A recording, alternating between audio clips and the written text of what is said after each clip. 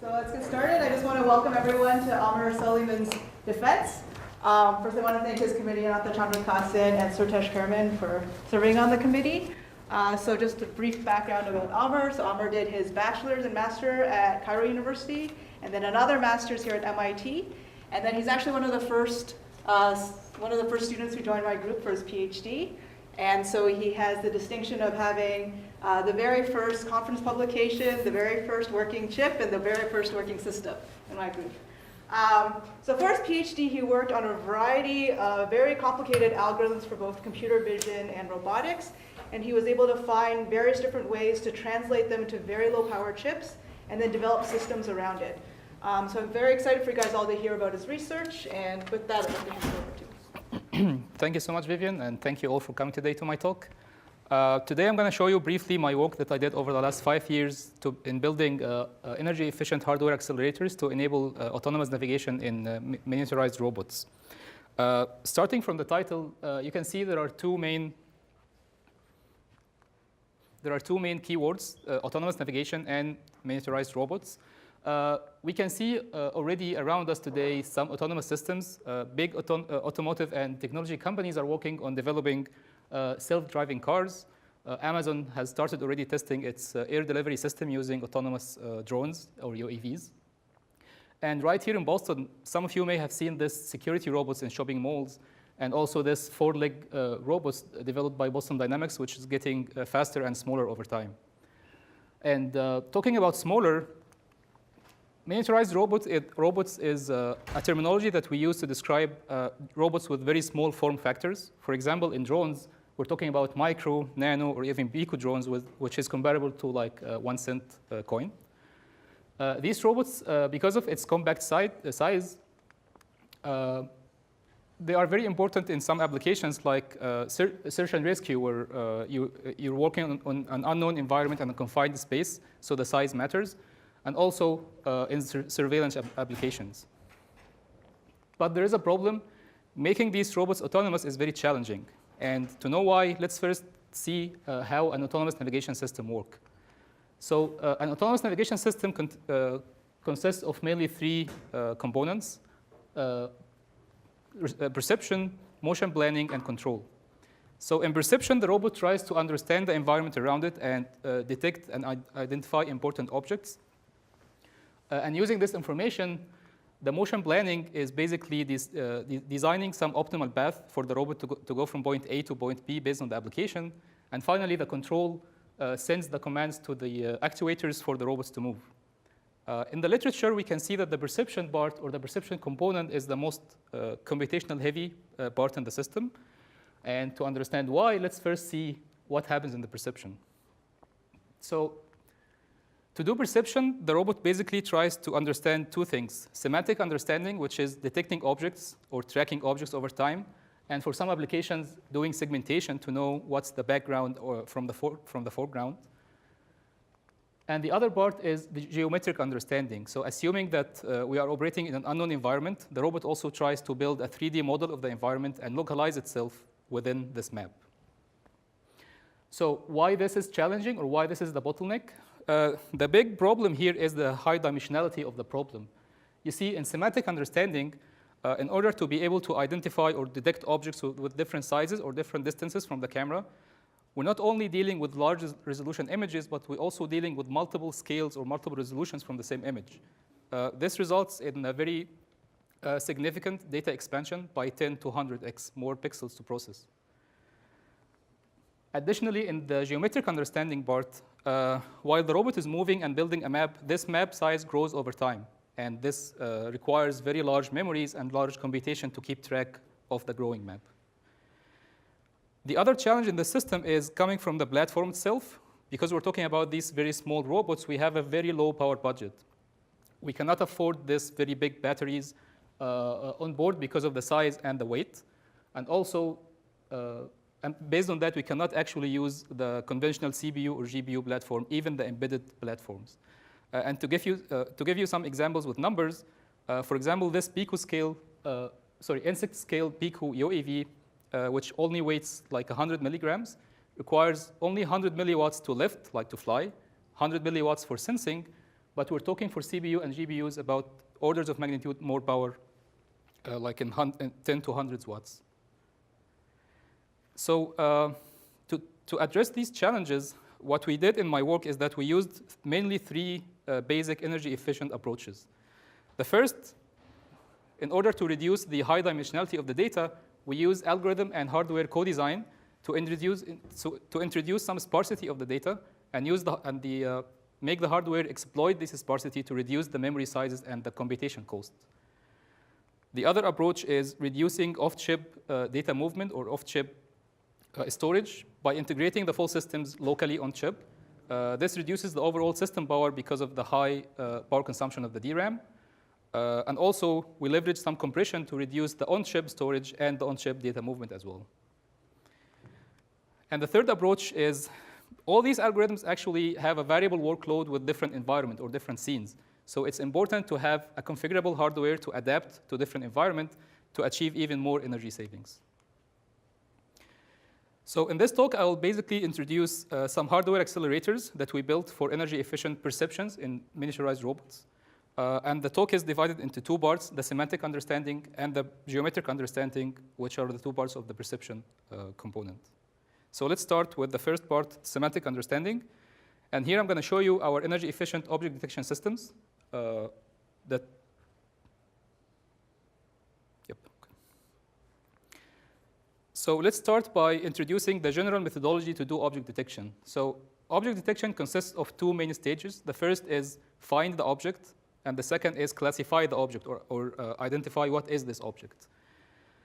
So to find an object, we basically perform 3D search. We search the image at all positions, and also at multiple scale using this image pyramid to be able to locate the object, locate large and nearby objects, and also small and far objects at the same time.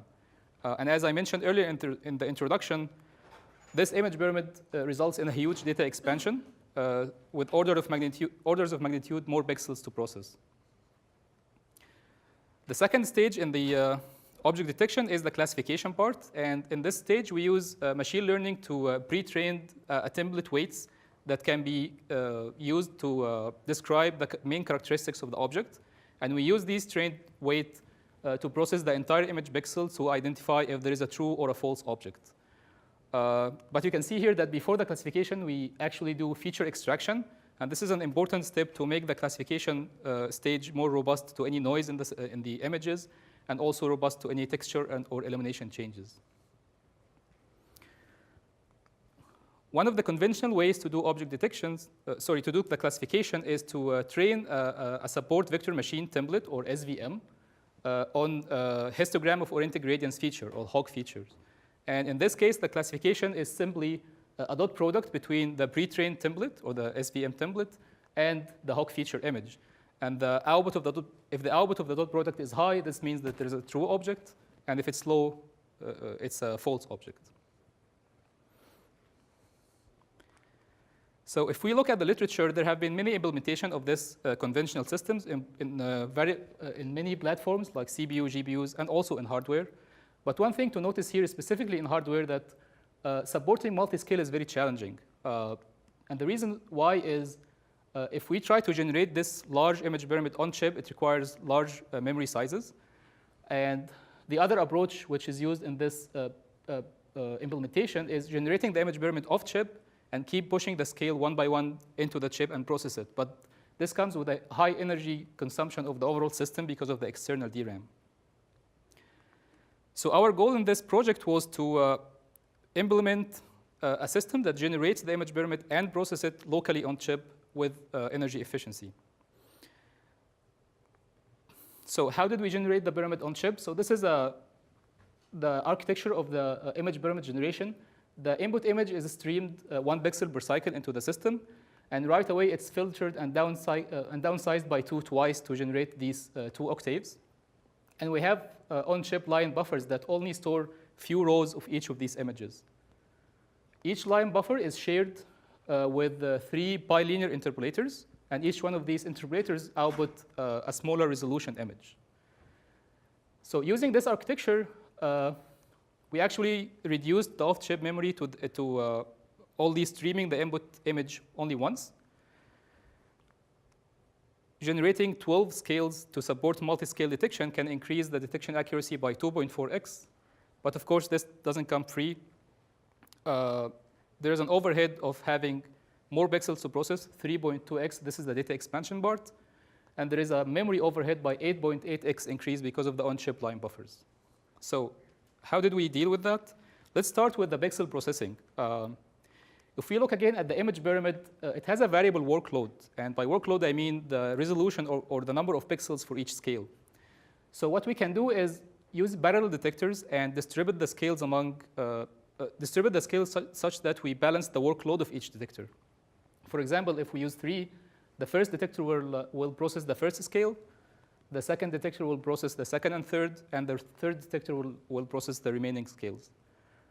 And this is actually what we did in our architecture. And the decision to use only 3 was based on an energy efficiency trade-off.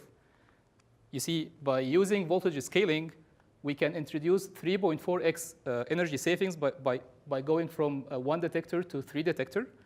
But keep adding parallel detectors diminishes the energy savings relative to the hardware cost. So the decision in this architecture was just to use 3 balanced workload detectors. So the other approach to overcome the large memory requirement for the multi-scale is using image pre-processing. And this is actually one example of the algorithm hardware co-design. So our system does not operate or process on the original image, but it's actually processing the gradient image, which is the differentiation of the image. Why is this useful? Well, if we look at the histogram of the pixel intensities in both images, we can see that this image is more sparse. Like most of the pixels in the image are zeros. And this gives us an opportunity to reduce the number of bits that we can to represent each pixel. And this is basically what we did. By using image pre-processing, we can achieve 2.7x reduction in the memory size by just representing each pixel by 3 bits rather than 8 bits. This helps in reducing the power consumption by 43%, but it comes with an overhead of only 2% reduction in the detection accuracy of the overall system. So this is the overall architecture of our HOG-based object detection. We have an on-chip image pyramid generation. The scales are distributed among 3 detectors.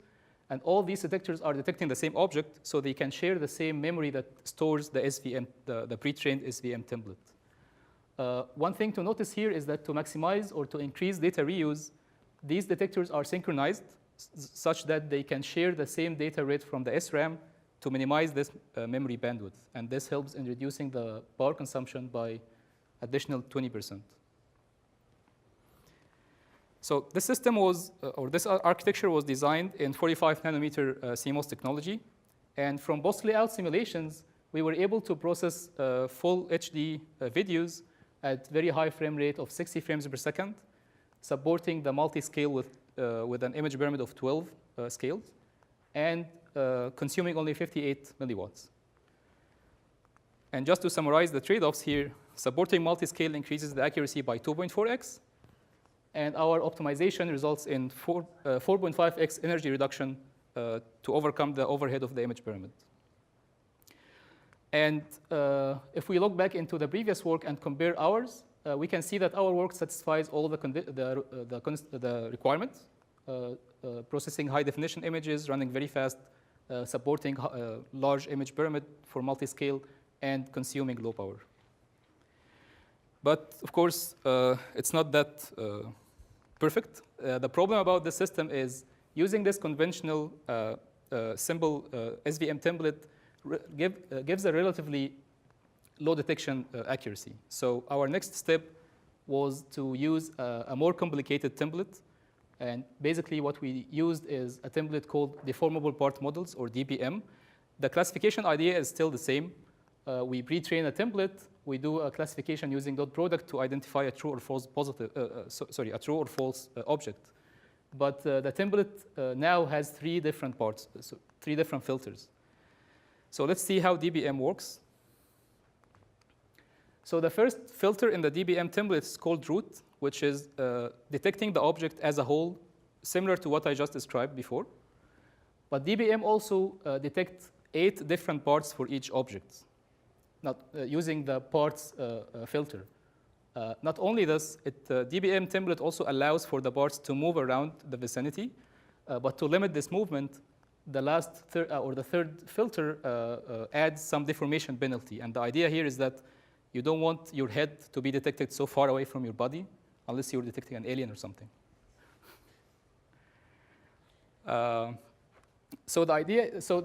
Using this deformable parts model enhances the detection accuracy by 2x compared to the rigid body models that we described before. As you can see here, with the deformable models, it removes the false positive detections, and it also detected the 4 objects accurately. But because of this complex template, this comes with 35x more computation just to do the DPM classification. And if we look at the literature in the previous work, almost all the implementations are done in software on CPU and GPU.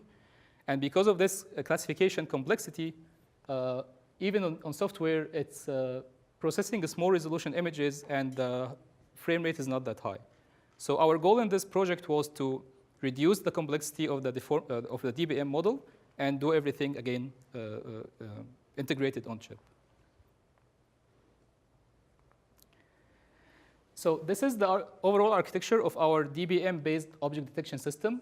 The first stage of the system is, again, generating this image pyramid and doing the feature extraction, similar to what we described before. And we support also 12 scales image pyramid. The second part of the system is the detection engines. And here we have 2 different detectors that can detect 2 different classes of objects simultaneously.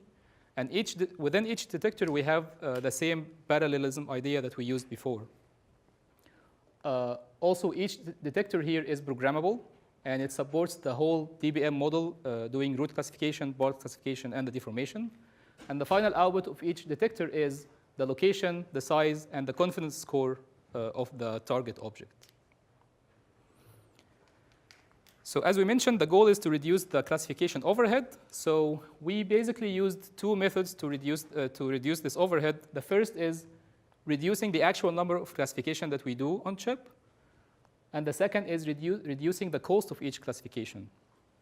So let's start with the first one. In this method, we use a classification pruning technique. And this is one example of adapting to different scenes. You see, we can skip the parts classification based on the image itself. And what I mean by that is, after generating the feature pyramid, and by just using the root filter to do root classification, we can filter out most of the low score regions of the image and discard them, and only keep the high score regions, which we call region of interests. These regions will most probably contain the object, but it also contains some false positives, as you can see here. And only for these high score regions or region of interests, we do the parts classification and the deformation. And this stage will filter out or remove the false positives and only detect the correct object. And you can imagine the pruning or the amount of regions that can be discarded will be a function of the image itself, or the number of objects on the image itself. So by using classification pruning, we can achieve up to 10x reduction in the overall power by pruning up to 97% of the entire image pyramid size. So we only process 3% of the image to do part classification. And the overhead of doing this is only reducing the detection accuracy by 3.8%. To support the classification pruning, we store the entire image pyramid feature pyramid, the entire feature pyramid on chip. The reason is right now parts and root classification are running in series, although they are processing the same data. So to avoid recomputation and to maximize data reuse, we store the entire thing on chip so the parts can reuse the same features again. But to reduce the overhead of this, we leverage data compression. So we use vector quantization to achieve 16x memory size reduction from 520 to 32 kbytes. And most importantly, this helps in reducing the actual die area because we were limited by the silicon area by 2x. So this was the first method, which is reducing number of classification. The second method, which is reducing the cost of each classification, and here we use a technique we call basis projection. So if we look back into the classification again, the classification is basically a dot product, which is eventually a multiplication. And if we have 0, we can skip the multiplication overall. So the idea here is when doing multiplication between the SVM template and the feature, if we have more zeros in the SVM template, we can have fewer multiplications. Not only this, but because we're storing the template on chip, we can only store the non-zero values, so this will reduce the size and the bandwidth of the template itself. So what we did is,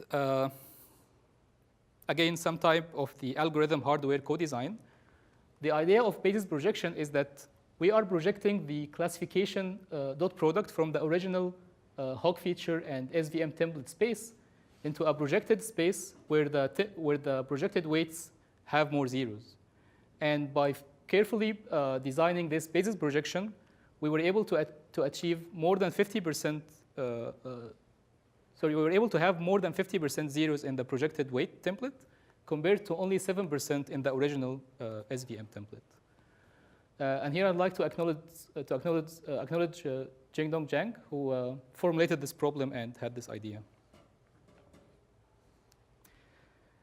So by using basis projection and skipping the multiplication, we can have 34% smaller memory that stores the SVM template, both reduce the size and the bandwidth. And as a result, we have a 43% less power consumption. OK, so this architecture, we designed this architecture in 65 nanometer CMOS technology. And the chip was tested to process, again, full HD videos running at throughput from 30 to 60 frames per second. And the power consumption is between 58 and 216 milliwatts. And again, to summarize the trade-offs here, our optimizations results in 5x power reduction, 3.4x memory size reduction, and 3.6x memory size reduction, and the overhead was a 4.8% reduction in the detection accuracy. Because there's no ASIC implementation of DPM, if we compare our chip to the HOG-based object detection, which is the rigid body the models, we can see that our chip has 4.7x more accurate detection. And the reason is that we support the multi-scale with 12-scale image pyramid, and we support the 8 deformable detection. And yet, our energy consumption is 30% less than the other work. Another important feature that we have in our chip is the energy scalability. So again, based on the application or based on the scene, we can trade off accuracy with energy consumption by turning on or off the parts classification. Not only this, because of our optimization and because of the data sharing and reuse on chip, enabling the second detector, which detects a different class of objects, only increases the power consumption by 18%.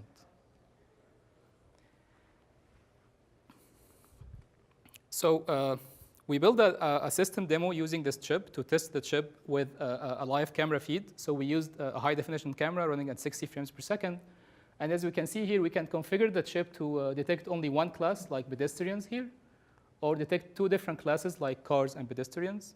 And one thing to note here, by two, it doesn't mean like I'm detecting only two objects in the scene. It's two classes of objects. But as you can see here, we can detect several instances of the same object.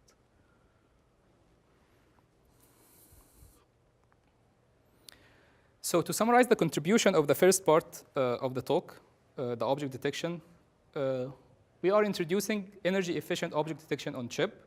And to do that, we support multi-scale detection for accuracy to increase the accuracy by 2.4x. And our optimization results in reducing the energy by 4.5x using image preprocessing and parallelism and voltage scaling.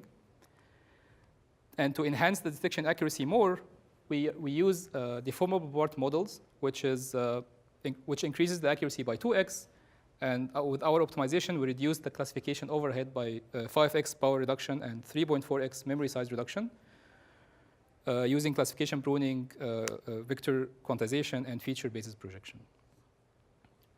Now, before jumping to the second part, some of you may be curious, why do you even care? Just use deep learning or CNN and you will get the superior performance, which is true. Like if you use CNN, actually it can outperform humans. It can outperform the detection accuracy of ourselves, and this is true. But yeah, you can do that. But keep in mind that there is a limited power budget. If you remember from the beginning, we are talking about very small form factor. There is no enough battery and so on. So we did this analysis to answer this question. So we compared my chip to another chip that was developed in our group by my friend Yushin Chen. And in this plot, what I will show is the x-axis is the detection accuracy, and the y-axis is the energy consumption. And notice that this axis is in the logarithmic scale. So by doing the comparison, yes, using the famous CNN pipelines like AlexNet and VGG16 running on the energy-efficient hardware that we have in our group can achieve double the detection accuracy of my system, but this comes with 2 to 3 orders of magnitude more energy consumption. So the answer is, if your application can handle this and you have enough battery, sure, go ahead and use CNN. But this is not suitable for our platform. And by the way, if you are interested into CNN, Yushin's defense is next week. Another point to highlight here is one way to see how energy efficient is our system is to compare it to video compression systems. And the reason is most of the image sensors nowadays, or almost all, comes with some sort of hardware that's doing video compression with the sensor, either to store the pixels or to transmit it to other place. So if we compare our systems to the energy consumption of video compression hardware in the literature, we can see that we are operating in the same energy budget, which means that now rather than compressing the pixels and send it to the cloud, for example, to be processed, we can actually process it locally and understand it with the same energy consumption. Okay. Now moving on to the second part of my talk, which is introducing geometric understanding with our energy-efficient Navion chip. Navion is performing the localization and mapping that is required in geometric understanding using visual inertial odometry. So just to remind you, the localization is basically the robot needs to understand or to know its trajectory over time while it's moving around, something like that. And the trajectory is basically the position of the robot over time, the location and the pose of the camera. And because, again, we are operating in an unknown environment, we also have to build a 3D map of the environment. In our chip, we use visual inertial odometry, or VIO, to implement this. VIO uses image sequences or image videos and IMU measurements to perform localization and mapping. And it's just highlighting that VIO is a subset of the SLAM algorithm, or simultaneous localization and mapping, which is widely used in robotics community. So how does the VIO work? So VIO consists on 2 main stages. The first one is the front end. And the front end is basically processing the data coming from the sensors and trying to abstract some measurements that compresses the information from the high-dimensional data. For example, in the vision front end, it outputs what we call feature tracks. Basically, what happens is that the vision front end detects and tracks some landmarks in the scene or in the image sequence coming through.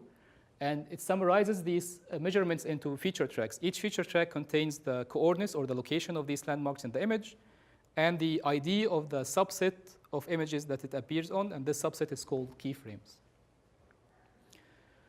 For the IMU front end, it processes the more frequent gyroscope and accelerometer data coming from the IMU, and because it has multiple, because the frequency of the measurements here is much larger than the frequency of the images, the IMU front end performed the pre-integration to summarize all these measurements into one value and outputs what we call an estimated state. And state in this talk means the location and the pose of the camera, which is basically the trajectory or the localization that we need to perform. So the output of this front-end stage go to the second stage, which is the back end. And what the back end does is, using these measurements, it solves a big nonlinear optimization problem in order to minimize any inconsistency or any errors in these measurements coming from the front end. And the idea is, although we already have the location or the state of the camera from the IMU, these measurements are not very accurate. And also there is some bias terms that's changing over time that accumulate some error in these estimations. So the back end minimizes these errors. In our architecture, the back end solves this problem by modeling the problem by a factor graph. I'm not going into details about the factor graph, but the idea behind this is that the back end uses the measurements to build some constraints or a relationship between the different keyframes in the scene. And eventually, by solving this problem, the output of the back end is the update states. Again, the state is the location and the pose, and a sparse 3D map, which is the 3D map of the environment. One thing to notice here is that when the back end is solving this optimization problem, it doesn't operate on a single keyframe or a single camera position. It solves the problem over what we call a horizon in time that contains multiple keyframes. So of course, the VIO pipeline is challenging. And the reason why is, if we look at the vision front end, there are lots of heterogeneous computation modules. So not like before, we're not only doing feature detection or feature extraction. We also have to do feature tracking to output these feature tracks. Feature tracking also contains some 3D information, like disparity between stereo frames. So we have to do stereo matching in the vision front end. The stereo matching and the tracking can have some outliers. So we have to do outlier rejections using RANSAC and many other operations. The second challenge is in the back end. So the back end has the problem of the high dimensionality and the complex data structure. This comes from the large optimization problem that's being solved. This optimization problem can have up to 4,000 factors or constraints. Another point is that this factor graph that the back end is building, or the data structure, is dynamically changing over time. So it's challenging to keep track of the changes. And finally, the back end requires high precision computation by using a 64-bit floating point, and this requires large memory and high computation cost. And if we look at the previous work, all VIO implementations is done in software on CPU, and there was just some trials in ASIC or in hardware to do part of the system of the VIO, but there have never been a complete VIO integration on chip. So you can imagine our goal is to fully integrate the VIO on chip to achieve energy efficiency, because we always tackle the hard problems. So this is the architecture of the overall Navion chip system. So let's go in details block by block. I'm kidding, I'm not going to do that. So I'm just showing that to show you the amount of complexity in the system, and that we are integrating everything in the IMU front end, the vision front end, and the back end. There is no off-chip storage or any processing happening off-chip. Everything is integrated. And also, because of the time constraints, I will only highlight the challenge of the large memories on chip. So basically, we have 3 types of large memories. We have frame buffers, 4 of them, that are stored on chip to support feature tracking and stereo matching. We have the the factor graph memory that stores the factor graph of the back end. And we have a large linear solver memory that is used to solve the optimization problem. So the techniques that we use to optimize these memories is leveraging image compression and exploiting sparsity. So let's start by the image compression. To reduce the size of the frame buffers, we use lossy clockwise image compression. And simply what we do is the image is divided into blocks of 4 by 4 pixels, and each block is quantized individually based on its dynamic range. So the first step to compress the block is to find the minimum and the maximum value of the pixel intensity, calculate the average, and use it as a threshold to compare each pixel in the block to it. And eventually, each pixel will be represented only by 1 bit. To do the decompression, again, we use this 1 bit per pixel to select between the minimum and the average values that we computed here to have the 4 by 4 pixel blocks again. And by using this technique, we can reduce the memory size by 4.4x. We can reduce the memory size of the frame buffer by 4.4x. So the other part is exploiting sparsity. If we look back into the optimization problem in the back end, it's a nonlinear optimization problem. So the way to solve it is that we linearize it into a big linear system of equation. And in our system, we support the size of the linear system is 300 by 300. And this system or this matrix has to be stored on chip. But this matrix has some good characteristics, has some nice characteristics. First of all, it's symmetric. So we don't have to store the whole thing. We only store half of it to achieve 2x memory reduction. And the other thing is that it has some structured sparsity. And by structured, I mean it's fixed sparsity. It's not changing over time. And what I'm showing here is that the black regions are the non-zeros. So most of the matrix is 0. And by exploiting this structured sparsity, we can reduce the memory you can reduce the memory size up to 5.2x. We also use sparsity not only to reduce the memory size, but to increase the throughput. In our system, we solve the linear solver is using Cholesky factorization and back substitution. And because the sparsity is fixed, so we know the places of the zeros, we're just going to skip reading and processing these places. And by doing so, we can increase the throughput of the linear solver by 7.2x. There is another type of sparsity in the system. It's called unstructured sparsity or dynamically changing sparsity. And this is happening in the factor graph. Big part of the factor graph is storing the feature tracks. And if you remember, feature tracks are just the coordinates of the important landmarks and the ID of the frame that the landmark appears in. Storing this feature tracks in one memory requires a very large 1 megabyte memory. And this memory will store the coordinates of the landmark and the ID of the keyframes that it appears in. But we noticed that this memory is very sparse. It's dynamically changing with time, but it's very sparse. So our approach was to divide this memory into two memory banks. The first is still a sparse bank, but it only stores the keyframe ID and some lightweight pointers. And these pointers points to another measurements memory, which is very dense, and storing the coordinates of the system. By doing so, we can achieve 5.4x memory size reduction with only an overhead of 1 cycle latency to read from these two memories.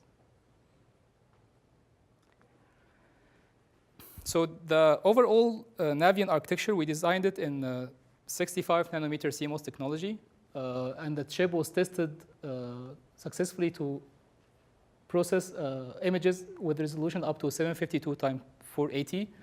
The frame rates, the camera frame rate, we can support up to 171 frames per second. And by the camera frame rate, it basically means the front end frame rate, which processes the camera, the sensor data. And the key frame rate can be up to 90 frames per second. And the key frame rate means just the back end rate, how often the back end updates the state or the location of the drone or of the robot.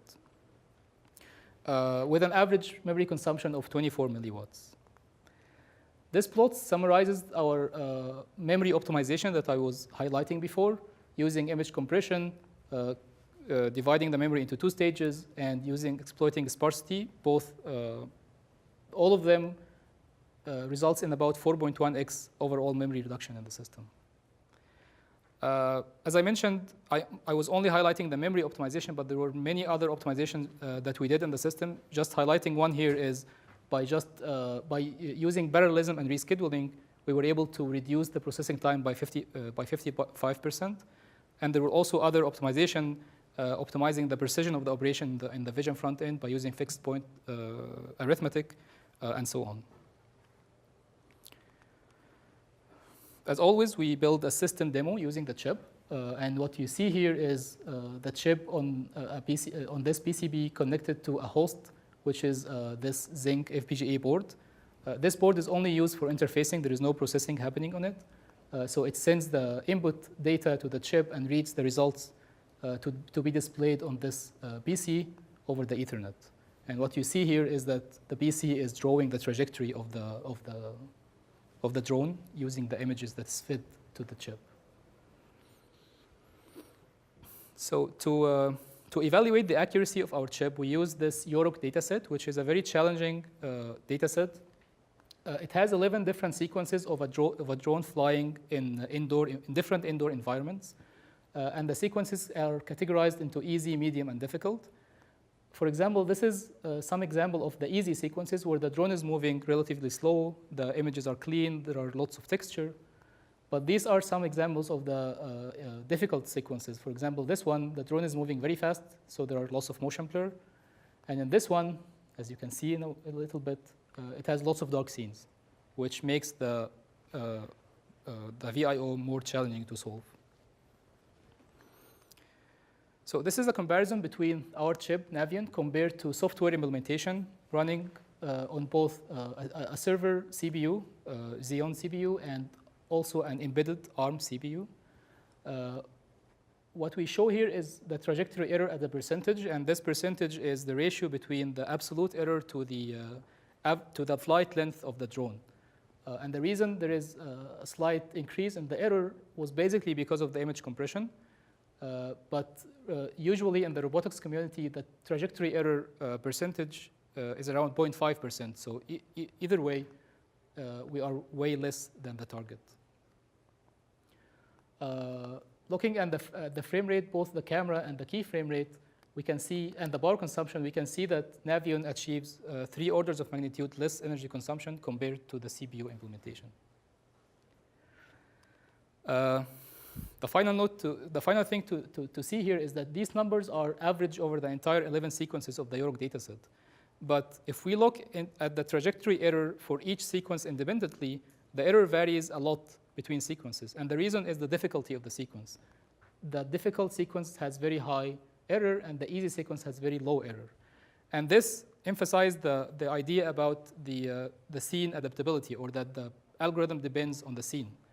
So by adding efficient configurability in our chip, we can configure the chip to process different sequence we can configure the chip independently to process different sequences to achieve even more energy savings.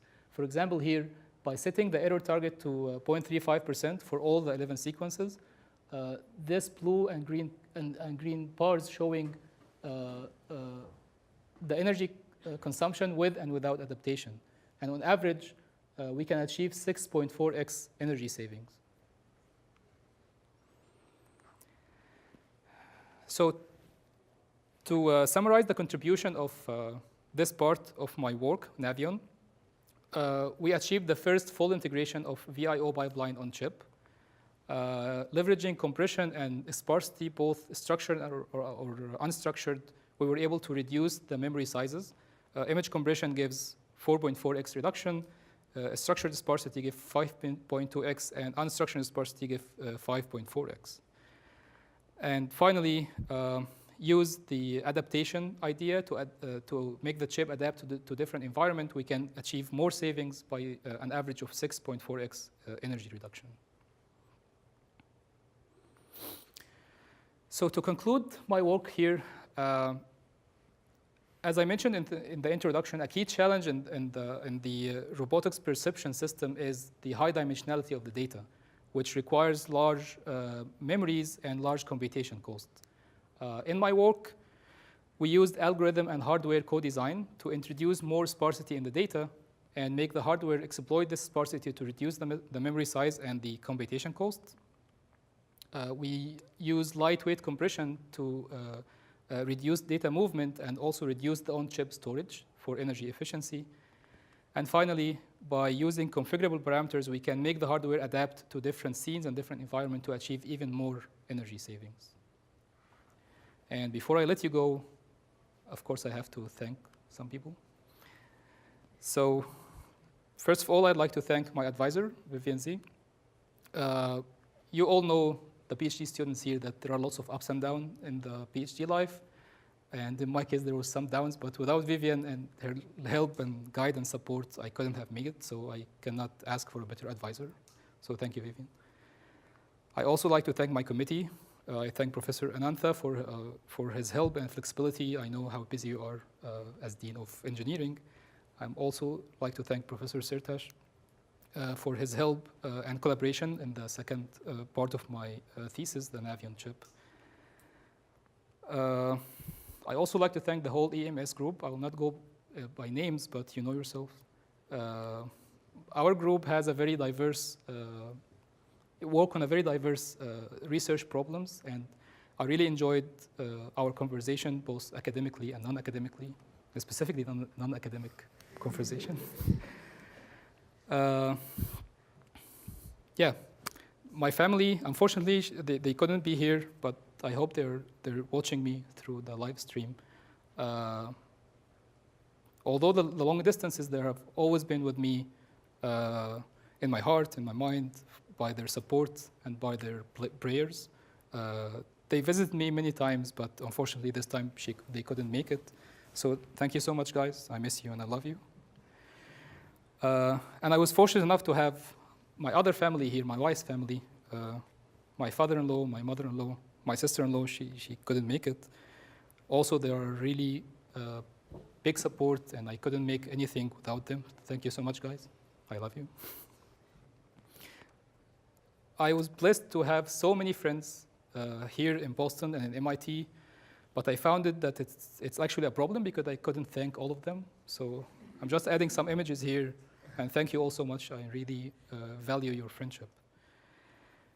And if there is one thing to be thankful for to be admitted to MIT, it's to meet my wife, Hala. She's here. Thank you so much, Hala. She has been through so much in this PhD, although she's not doing the PhD. So yeah, thank you so much, and I love you. And finally, the last thing, yeah, the youngest family of my member of my family. And the reason, oh yeah, if you noticed, I used Hala as a test object in my detection accuracy system, and it worked. And actually, she was pregnant in this, but it only detected one, so that's good. And talking about pregnancy, so special thanks to my daughter, the reason why I don't sleep at night or in days. She couldn't make it because she has more important things to do in daycare. So, I hope someday she can come back to MIT, and in this case, I will recommend Vivian as an advisor as well. So thank you, everybody, and I'm open to questions. We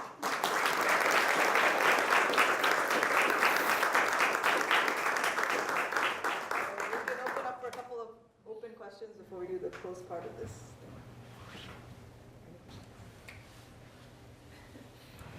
Thanks, Tom, for this presentation. It was really educative to me as a civil engineer. So as a civil engineer, I don't understand much of the things that you talked about, but I have a few questions that I wrote down. A few questions. So I just wanted to know, is the conventional way using the gradient picture instead of the other picture, or the original picture? And how much accuracy do you lose because of that? And then when you talk about like 35 times more efficient time-wise or like time savings and then 4,000 factors of optimization, what comes to my mind is when I'm holding this camera trying to detect the figures, how much time does that translate into? So for the first question about the image preprocessing, no, the convention is not to use the gradient image. When we were doing this work, this was like a new idea. But the idea of image preprocessing is not new. The concept of preprocessing is not new. But using the gradient image itself it was a new approach.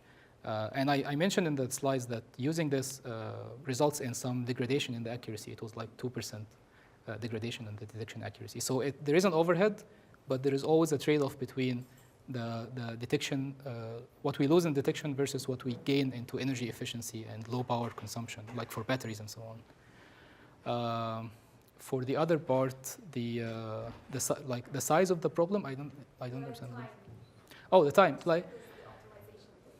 So you can always run real-time on CPU and GPU with lots of optimization and lots of like coding, software coding optimization. But the problem here is that we're dealing with this very small form factor platform. We cannot afford very large batteries.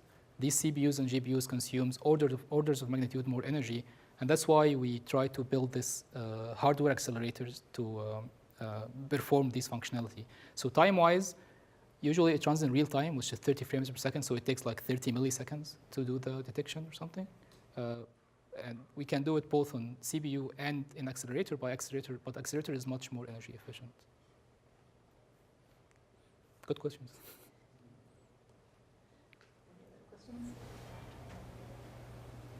Don't be shy. Yeah, it's very interesting talk. I was wondering, because most of those images that you use are traditional sensor images. I was wondering if you have any thoughts on what if the sensor, there's a bunch of sensors that give you, like, for example, just changes in pixels. Would this still, like, work for that, or like? So I didn't experiment with these sensors specifically, but I can imagine because of the image pre-processing idea that I was talking about, the gradient image is basically just giving the edges, which is the change of like intensity in the picture, which is similar to what these sensors can output. So I assume that it also can work with these types of sensors, like doing object detection and so on. And there was in the literature some work doing VIO with the motion, the event-based sensors. So yeah, there are some work on this on CPU as well. Yep. So I have a question. Which would be more energy efficient? Is it to process on the chip inside that computer or something, or process it somewhere in the cloud and use transmitters instead? Well, if you remember when I was describing the object detection part, we were trying to make our object detection systems comparable to the video compression specifically for this reason. If you want to send the data to the cloud, usually you have to compress it first, so there is an energy consumption here, and there is also energy consumption in sending it, like the transmission itself. This is from the power point of view or the battery point of view.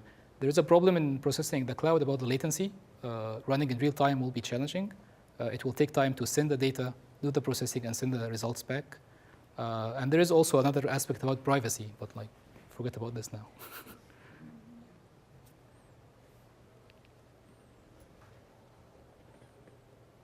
Any more questions? Okay, so if not, we're going to do the closed form part of the thesis defense now. So I'll have to ask you guys to leave.